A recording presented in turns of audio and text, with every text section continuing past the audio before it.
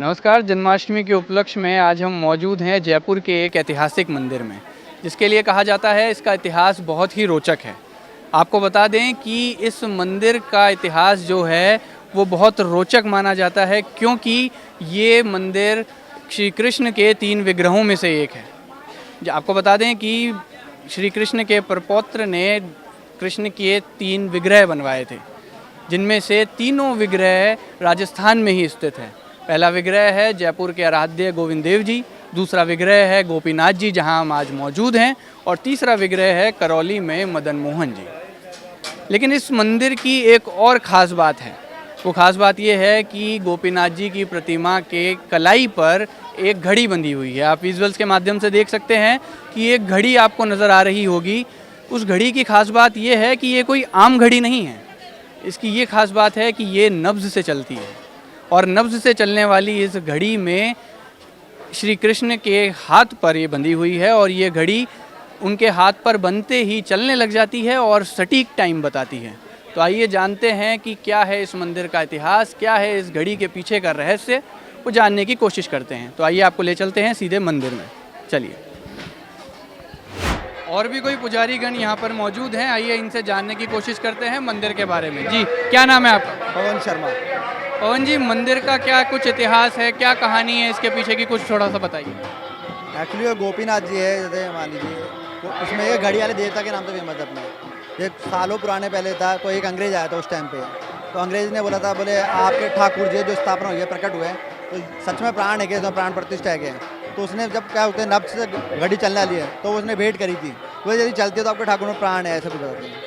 तब से ठाकुर जी को उसने अर्पण करी, तब से घड़ी चलती थी उस टाइम पे। फिर कुछ समय बाद वो घड़ी बंद हो गई थी, यानी ठीक कराने गई थी, तब जब घड़ियाल होता उसने वापस मना कर दिया देने से, बोला हमारे पास नहीं आई घड़ी। उसके बाद ठाकुर जी हमेशा गोपीनाथ जी घड़ी पहनते हैं। अभी कल के दिन ही इनको 2.5 लाख की घड़ी अर्पण हुई है, किसी भक्त करने करिए ये है। और ये 3 विग्रह में से एक विग्रह माना जाता है, उसके बारे में क्या? हाँ, 3 में थे, जैसे अपने 3 ग्रह। पहला तो मदन मोहन जी, गोविंद देव जी, गोपीनाथ जी। तो गोविंद देव जी का मुख है, यदि ऐसे आप उनका मुख देखते हो तो मोहित हो जाते हैं। गोपीनाथ जी का धड़ बहुत अच्छा बना हुआ है, इनका धड़ विशेष है, आप देखना। और करौली के मदन मोहन जी, उनके चरण, ये तीनों के एक ही दिन में साक्षात दर्शन करते हैं, तो सीधी गोविंद के दर्शन माने जाते हैं प्रॉपर तरीके से, ये बताया जाता है। राधे राधे साहब, ये काफ़ी पुराना मंदिर है, ये गोपीनाथ मंदिर। और आज यहाँ पे महाअभिषेक होगा, उसमें 2.5 लाख रुपए की घड़ी पहनाई जाएगी गोपीनाथ जी के ठाकुर जी को, जो टाइटैनिक से बनी हुई होगी। वो रात 12 बजे अभिषेक होगा ठाकुर जी का। और यहाँ घड़ी वाले कान्हा जी के नाम से मशहूर है हमारा मंदिर।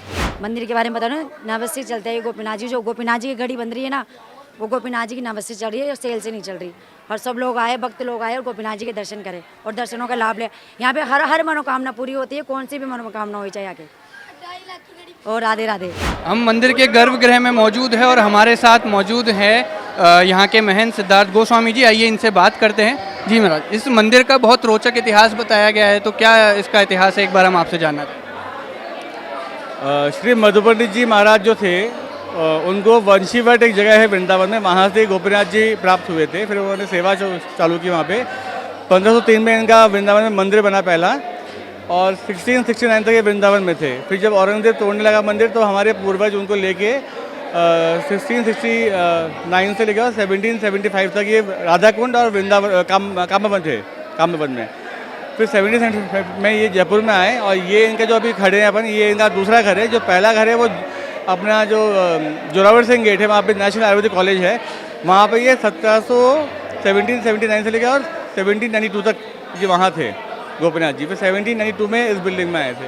ये जो बिल्डिंग है, ये उस टाइम के शायद CM या PM हुआ करते थे, खुशाराम बोहरा, उनका द्वारा भेंट की गई थी गोपीनाथ जी को। महाराज, एक घड़ी का इसमें एक बहुत रोचक इतिहास बताया जाता है कि ठाकुर जी ने एक घड़ी पहनी है, इसके बारे में क्या?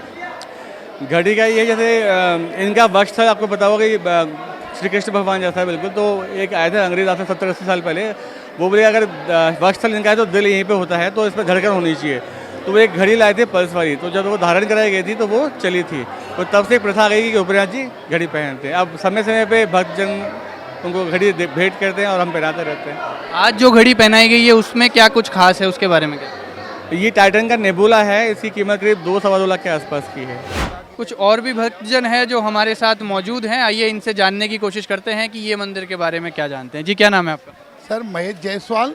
महेश जी, क्या है इस मंदिर का इतिहास, क्या चीज़ें हैं, कुछ बताइए। मंदिर का इतिहास ये बहुत बरसों पुराना मंदिर है और इस मंदिर की ये मान्यता है कि ये साक्षात मूर्ति है, मतलब 260 साल पुराने करीब हैं मंदिर। 260 साल से भी मतलब राजा महाराजाओं के टाइम पे आए। मतलब ये जो गोपीनाथ जी की मूर्ति है, ये गोविंदेव जी, गोपीनाथ जी, मदन मोहन जी, तीनों को मिला के एक साक्षात दर्शन होते हैं।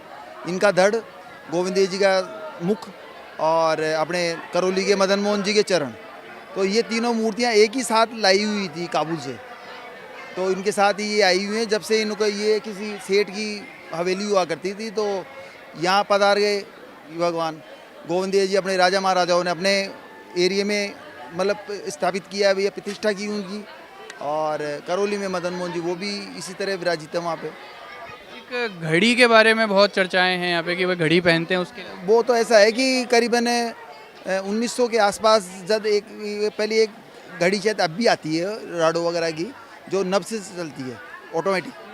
तो वो किसी टाइम पे कोई शर्त लगी होगी कि भाई अगर गोपीनाथ जी अगर साक्षात हैं, तो ये मैंने ये घड़ी बनाई है। अंग्रेज़ों के टाइम की बात है, मैंने ये घड़ी बनाई। ये हमारे घड़ी मतलब इंग्लैंड में जो बनी हुई है, अगर ये गोपीनाथ जी अगर साक्षात तुम कहते हो, अगर ये मान लो कि अगर घड़ी चल जाती है तो हम भी मान लेंगे। तो जैसे ही घड़ी पहनाई गोपीनाथ जी को, घड़ी ऑटोमेटिक चलने लग गई। आप कहना चाहते हैं कि नब्ज से चलने वाली घड़ी अपने आप चलने लग गई। वही ऑटोमेटिक घड़ी जो अंग्रेज़ों के ज़माने की घड़ी है, वही गोपीनाथ जी पहने हुए हैं, अभी भी पहने हुए हैं। जाके आप अंदर देखो, वही घड़ी। और इसीलिए घड़ी वाले शायद श्री जी ठाकुर जी बोलने लग गए। आजकल जो मीडिया पे चल रहा है, नेट पे चल रहा है, तो वो आजकल वही बताने लग गए अधिकतर। तो ये कुछ भक्तजन हैं जिनका कहना है कि ठाकुर जी ने जो घड़ी पहनी है वो नब्ज से चलती है और वो साक्षात उसमें विराजमान है, उनमें उनकी प्राण प्रतिष्ठा हुई है। और ये तो खैर ऊपर वाले और मुरली वाले की लीला है। आप देख रहे हैं द नगरी न्यूज़। कैमरा पर्सन रमाकांत व्यास के साथ मैं अभिजीत शर्मा, जयपुर से द नगरी मीडिया की रिपोर्ट।